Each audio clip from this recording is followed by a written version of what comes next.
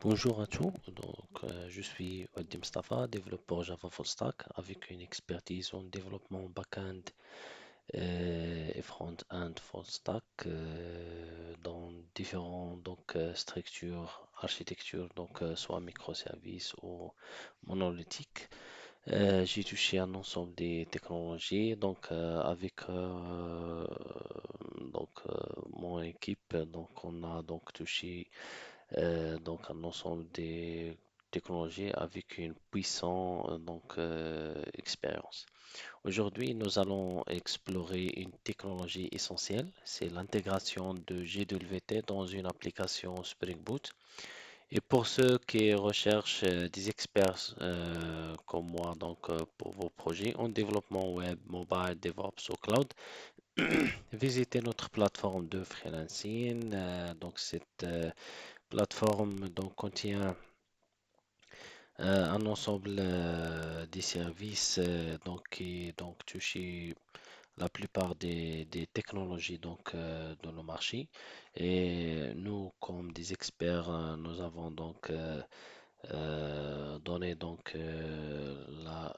résultat et la crème de notre expérience avec des prix motivants et dates de livraison précises et adaptées. Voilà, ça c'est ma plateforme qui contient des services. Si tu veux un service exactement, par exemple Java comme ça, donc tu peux chercher Java et tu peux voir tous les services de Java, soit intégration de Java avec MySQL, c'est un service. Java Swing, Java les tests unitaires, Java FX, et etc. Et comme ça pour les autres technologies. Voilà.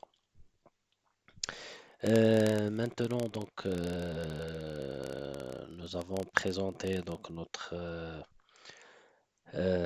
présenté le G2LVT. Donc euh,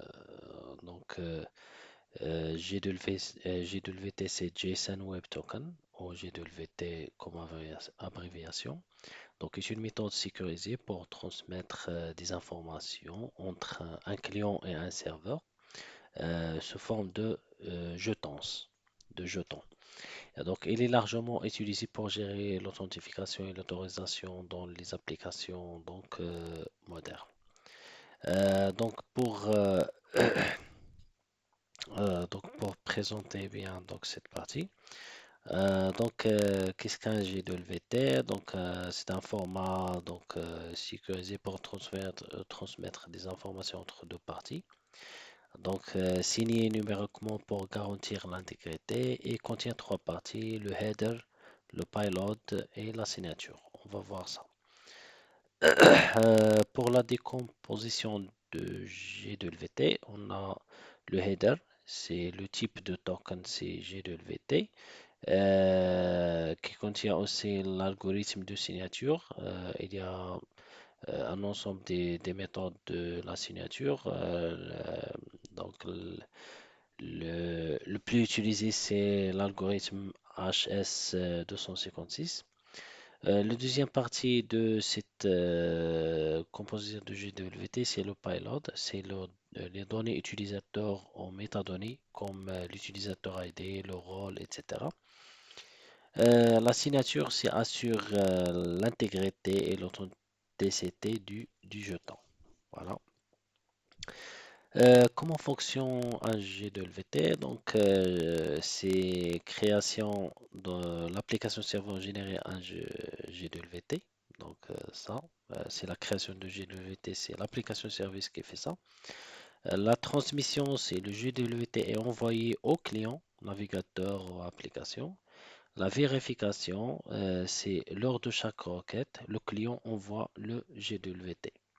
La validation, le serveur valide la signature pour autoriser l'accès. Ça, c'est le scénario d'un G2LVT. C'est la création, la transmission, la vérification et la validation. Après, le G2LVT est essentiel pour la sécurité et l'échange de données. et facilite l'authentification sans état de stateless. Donc, c'est un donc échec dans la partie d'authentification. Voilà. Donc, pour configurer, donc pour créer donc un projet ou ajouter la partie de GWT, donc premièrement, on va donc configurer donc notre application. Donc pour dans le POM, on va ajouter le Spring Security, donc la dépendance Spring Security. Après ça, donc, on va ajouter ces trois donc, dépendances. C'est JSON Web Token avec l'API et l'AMPL et le Jackson avec cette version. Ça dépend donc de votre version de travail. Voilà. Et après ça, donc, on va créer deux parties. C'est une classe, par exemple, qui s'appelle GWT utile. Donc, cette classe pour créer deux méthodes. La première méthode, c'est pour la générer de ce token. Et la deuxième, c'est pour valider cette token. Donc, pour générer ce token, on va générer avec l'username, avec l'utilisation de cette classe GWTS Builder. Et on va donc ajouter ces propriétés pour enfin donc de composer donc tout ça donc pour créer donc un token euh, donc qui contient donc la, la, la génération le mix de username et la date. On va spécifier l'expiration de cette date et l'algorithme, la signature d'algorithme utilisé. Après ça, on va créer une méthode de validate token pour valider le token. On va lui donner donc le secret key et le token pour voir est-ce que ce token est validé ou non avec la gestion des exceptions.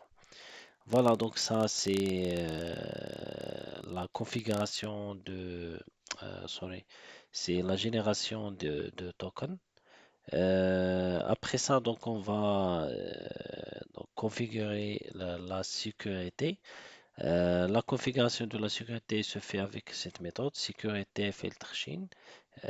Donc, il retourne un objet sécurité filtre chain pour filtrer pour filtrer donc les paths des requêtes. Et on désactive donc le CSRF, voilà, et pour configurer l'application, donc pour accepter uniquement les requêtes authentifiées. Ça, c'est l'objectif pour créer cette méthode. Après ça, donc qu'on va dire donc créer donc la méthode générale generate token, donc pour générer un GWT valide pour un utilisateur après authentification réussite. Et voilà, donc ça c'est les grands points ou les clés de la création de GWT. Après donc la création et la génération et le filtre de, de, de cette partie de sécurité, on va tester avec créer un contrôleur avec euh, la création par exemple de deux méthodes pour l'authentification et pour tester donc l'entrée sur les données privées. Et voilà. Voilà, donc nous avons intégré donc avec cet exemple GWT dans une application Spring Boot avec quelques étapes simples. Pour vos besoins en développement back-end, back-end, front-end, mobile cloud, faites l'appel à nos experts freelance sur www.geekmyscale.com. Abonnez-vous pour plus de contenu technique et à bientôt.